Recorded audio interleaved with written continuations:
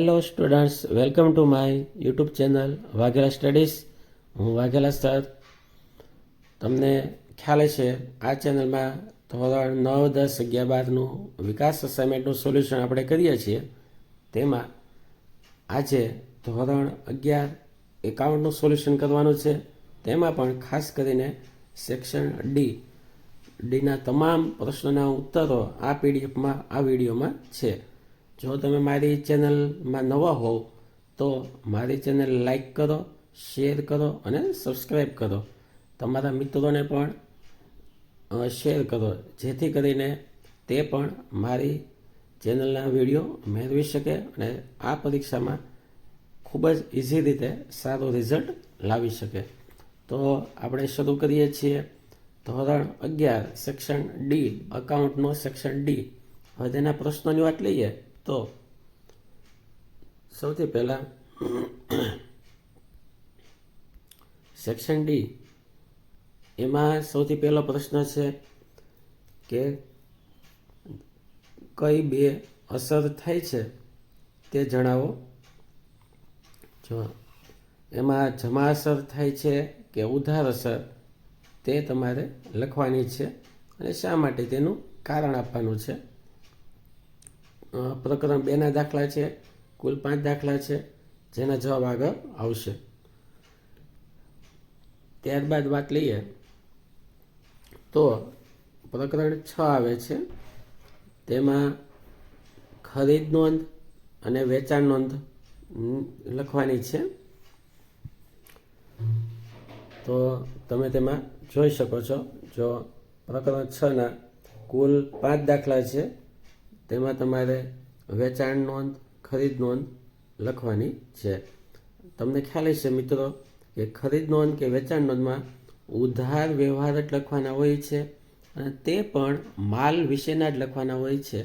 કોઈ મિલકતના વ્યવહાર કે રોકડના વ્યવહાર આ નોંધમાં આવે નહીં. તમે ભણી ગયા હશો, ન ખ્યાલ હોય તો ધ્યાનમાં રાખજો. માત્ર ઉધાર વ્યવહારો આવે ખરીદ નોંધ અને વેચાણ નોંધમાં. ત્યારબાદ પ્રકરણ 10 કાચું સરવૈયું, એકદમ ઇઝી ચેપ્ટર છે. માત્ર તમારે જમા શું આવે, ઉધાર શું આવે, તેમના નિયમો પાકા કરવાના અને તેમના આધારે તમને આવડી જશે. જવાબ આગળ છે. ત્યારબાદ તેનો દાખલો છેલ્લો. 5 દાખલા ટૂંકમાં કાચા સરવૈયાના છે. હવે જવાબની વાત લઈએ તો સૌથી પહેલા દાખલાના જવાબ કે કયા દાખલાની જમા અસર આવશે અને કયા દાખલાની ઉધાર અસર આવશે. તો જો પહેલો વ્યવહાર એમ હતો કે ₹25,000 રોકડ લાવી પ્રકાશે ધંધો શરૂ કર્યો. હવે રોકડ આવે છે, જો ખાસ ધ્યાન આપજો, અને રોકડ એ માલ મિલકત કહેવાય. તો ઉધાર અસર તો કે માલ મિલકત ખાતામાં નિયમ મુજબ શું કામ, તો કે રોકડ ખાતું આવશે. રોકડ આવે છે અને કોણ આપે છે, તો કે માલિક જ આપે છે રોકડ. તો જમા અસરમાં મૂડી ખાતે આવશે. પછી બીજો વ્યવહાર છે, અડધી રકમ યુનિયન બેંકમાં ભરી ખાતું ખોલાવ્યું. હવે રોકડ જાય છે, જાય તો જમા માલ મિલકત, અને બેંક લેનાર છે વ્યક્તિ ખાતું, લેનાર ખાતે ઉધાર.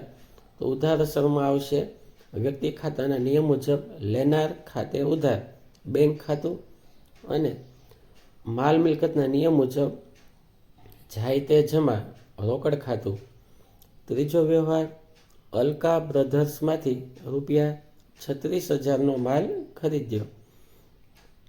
હવે અલકા બ્રધર્સમાંથી ખરીદવામાં આવે છે. જો અહીં કોઈ સ્પષ્ટતા નથી કે રોકડ માલ ખરીદ્યો છે, તેથી ઉધાર માલ છે એમ સમજવાનું. હવે અલકા લાભ આપનાર છે, તો અલકા ખાતે જમા આવશે અને ખરીદી થાય છે, તો ખરીદ ખાતે ઉધાર આવશે. ત્યારબાદ ચોથો વ્યવહાર લઈએ તો પ્રવીણને ₹10,000નો માલ વેચ્યો. હવે પ્રવીણને ₹10,000નો માલ વેચ્યો સ્પષ્ટતા નથી, રોકડે વેચ્યો એવી કોઈ, તેથી ઉધાર વેચાણ ગણાશે. તો પ્રવીણ લેનાર છે, લેનાર ખાતે ઉધાર, તો પ્રવીણ ખાતે ઉધાર આવશે. અને માલ જાય છે, જાય તે જમાના નિયમ મુજબ વેચાણ ખાતે જમા આવશે. તો આ રીતે વ્યવહારો છે, લખજો. આવી રીતે દરેક ખાતાના નિયમો સાથે આપેલા છે. હું દરેક વસ્તુ અત્યારે સમયને અનુરૂપ નથી સમજાવતો, પણ તમને નિયમ ખ્યાલ છે. તો આ રીતે 5 વ્યવહારના દાખલા સમજી લેજો. હવે વાત લઈએ તો જો આવી રીતે દરેક દાખલા અપાયેલા છે, તમે જોઈ શકો છો કઈ રીતે બે અસરો થાય છે તેને લગતા.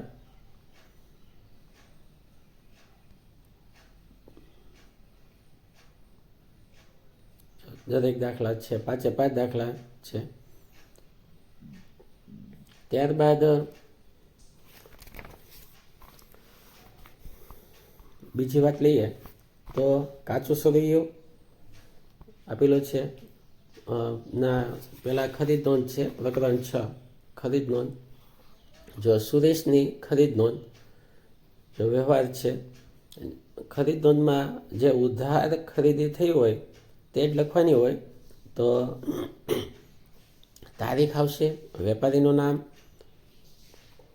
માલ આવે એટલે આવક ભરતિયા નંબર, ખાપા અને રકમ. પછી જગજીતની ખરીદ,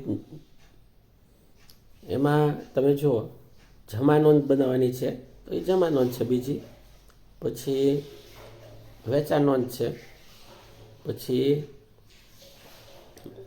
ઉધાર નોંધ છે, પછી પાછી ખરીદ નોંધ છે.